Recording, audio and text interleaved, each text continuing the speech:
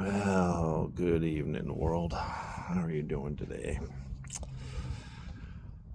I'm going to talk about an old song that really got me thinking about Jesus way back early in during 9/11, like right after it, not right after it, probably like a year, because I couldn't understand anything that was going on. I just knew that I had to be super focused if I wanted to survive and keep my men alive. And I went down to the prison down in Guantanamo Bay, and would just say about this point in my life, my baby daughter was just born, and I had to send her off to live with my parents because my wife at the time had just had major surgery when I went off to the first part of the war.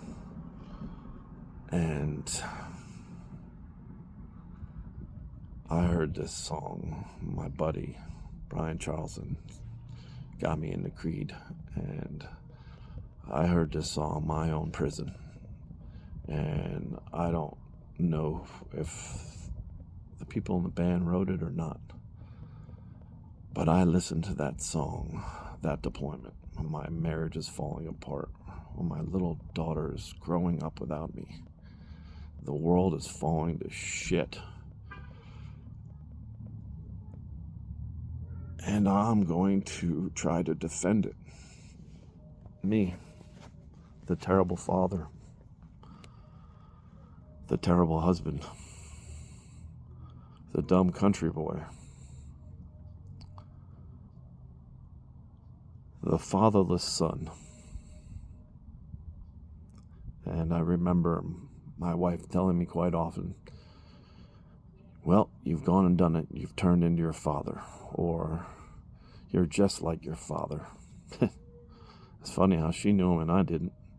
But hey, she was right. I wanted to be there, but I couldn't. And I don't know that about my father. But anyways, people seem to hold it over me.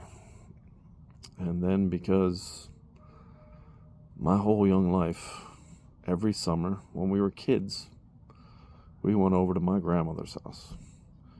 And she had this old pair of sheep shears. And all the boys would line up and get their heads shaved. One, because we couldn't afford going to the barber regular anyway, so you usually got a haircut maybe 3 times a year. And it was a whole heck of a lot easier to shave a young boy's head and then let it grow out in the wintertime than anything else. So whenever I went on deployments, especially to a place like Cuba, I tend to get my hair shaved. And as I got older, especially when I noticed after my wedding that I was really bald on top, and I'm 6'5", so it's kind of hard to see the top of my own head, but I kind of fooled myself into believing that I didn't have hair up there. I had hair up there, or at least a little bit more than I thought.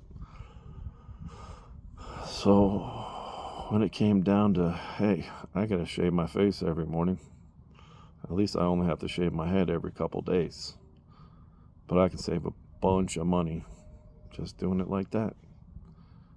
And just wear a towel underneath my Kevlar or anything like that. And it's not the best way to go about things, but hey, as long as you keep a hat on that head and a little bit of air cushion in there, keep the sun off your face as much as you can, especially with a brim, and you let all that heat flow. And I sweat a lot, and I get hot in the summertime, but I sweat a lot because I get so hot. And but everybody thinks that's me just being brought up racist, and or that I am racist because I wanted to keep my head shaved. So yeah, you end up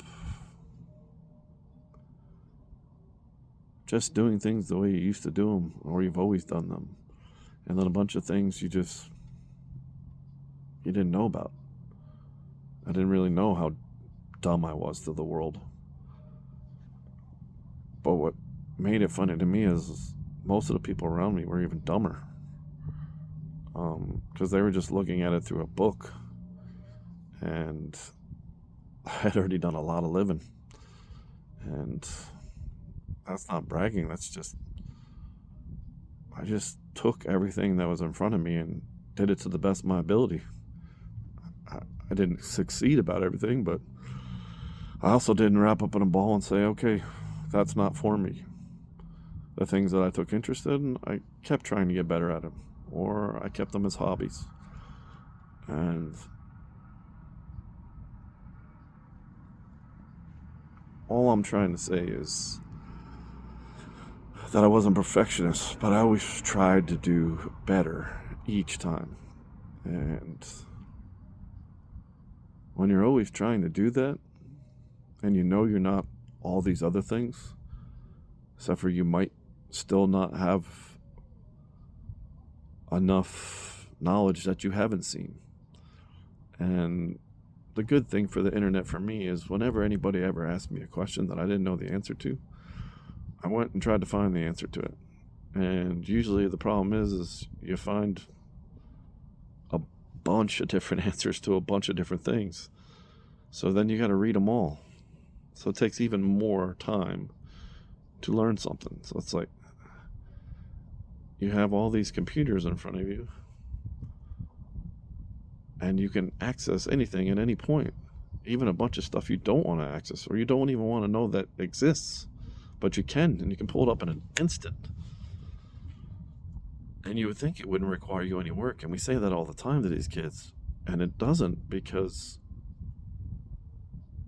they just picked the first thing they read or the first thing their friend read and sent it to them. And then it becomes no one really reads anything. Everybody just, except for the people that are trying to bring everybody down. And then there's all this. You would think it was easier if we just uploaded everything into the internet like we have done at a crazy rate. And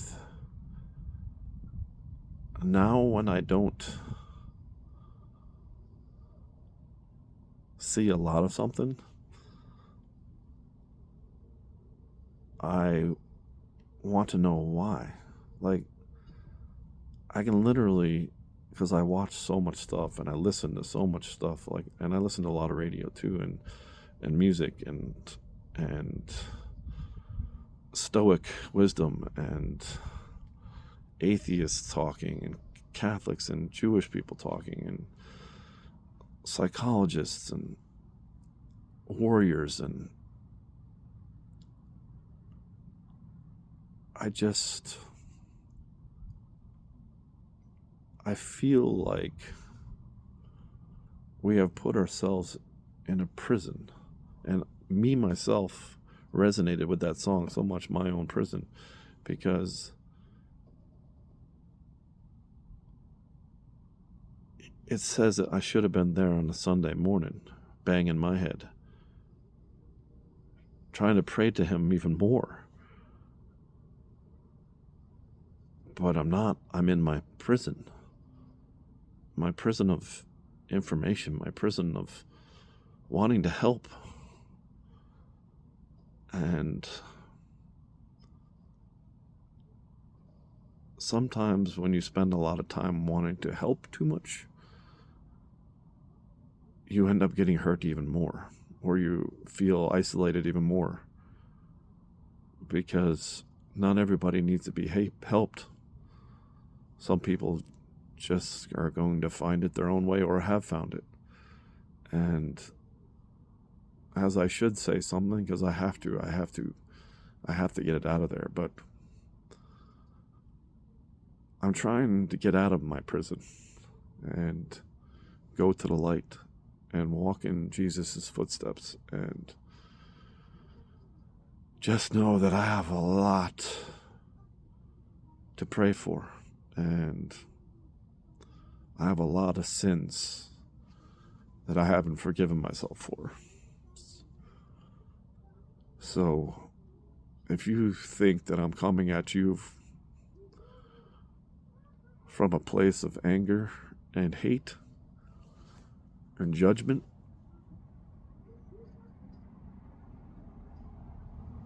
that ain't true. And because I think I'm worse than all of you. Sometimes I do. But I know that I can't go back and change those things.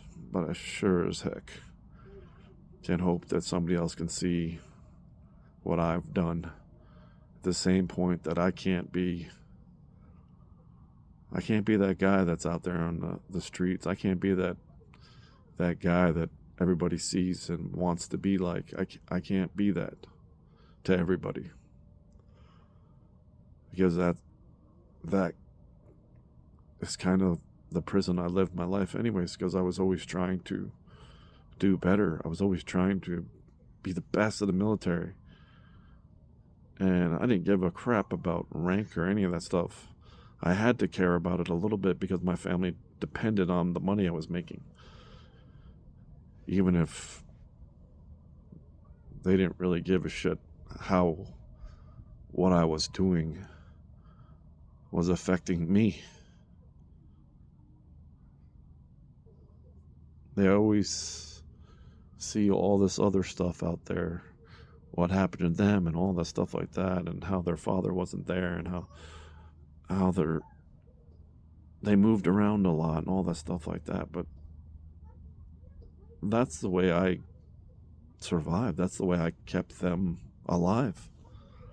And I was going through hell. So, yeah, I was in my own personal prison of hell. And trying to do too much good for too many people sometimes gets me exactly back in that place. So I know Jesus died for our sins. I know I'm fighting a battle that he already won. But I'm also not.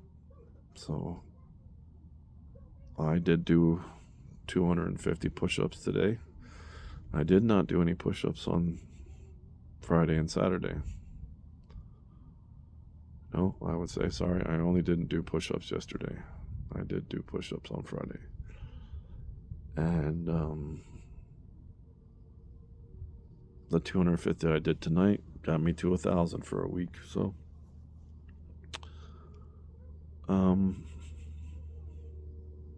yeah. And I didn't post too many videos. I did have a couple of my puppy taking a bath with my wife, and I'm finding some other videos and stuff, but I don't want this to be my prison. And I'm so super excited that I finally made it to 101 subscribers on my channel. And wow, I know more people than 100 people.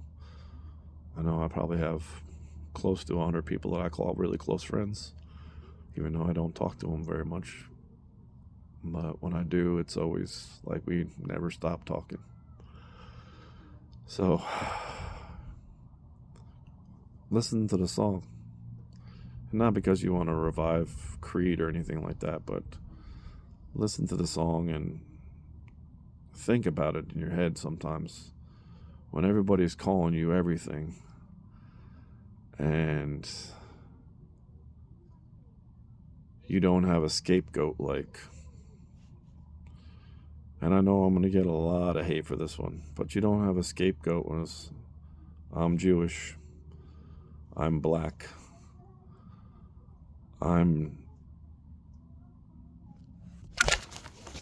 I dropped my phone. Oh man, sorry. I'm Christian.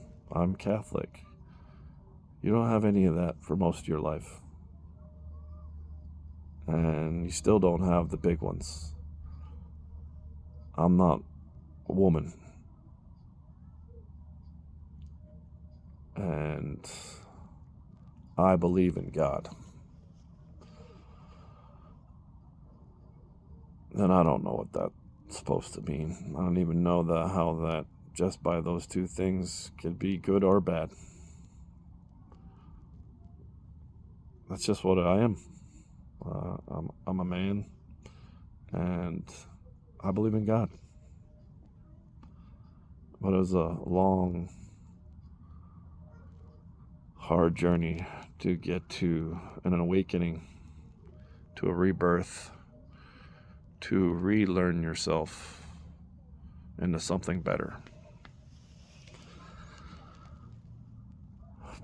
But not forgetting, if we can't have fun, what is the purpose of it too? So there's moral laws and there's laws you probably should follow. But getting pulled over for having a broken blinker, how do we know somebody was turning before us before the blinker? You kind of assess the situation. I don't know.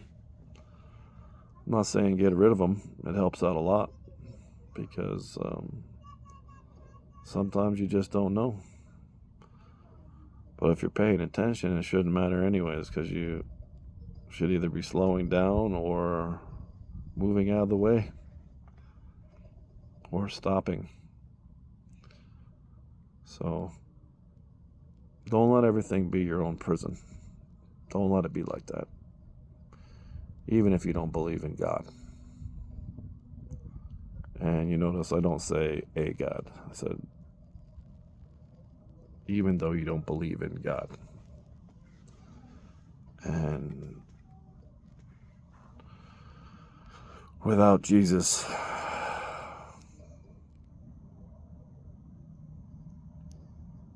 it doesn't make sense either. So, but no judgment. I'm not the one you'd have to be worried about, even if I was judging you. So maybe we should be worrying about judging ourselves. Don't let fear put you in your own prison. Don't be a slave to fear. Understand that it's there to tell you something, to watch out. But don't let it imprison you and live your life, because on both sides of that argument, there's no point. So, God bless us all. One love. Go watch that movie. Please do. We need to spread Bob Marley's word too. One love, one race, under him.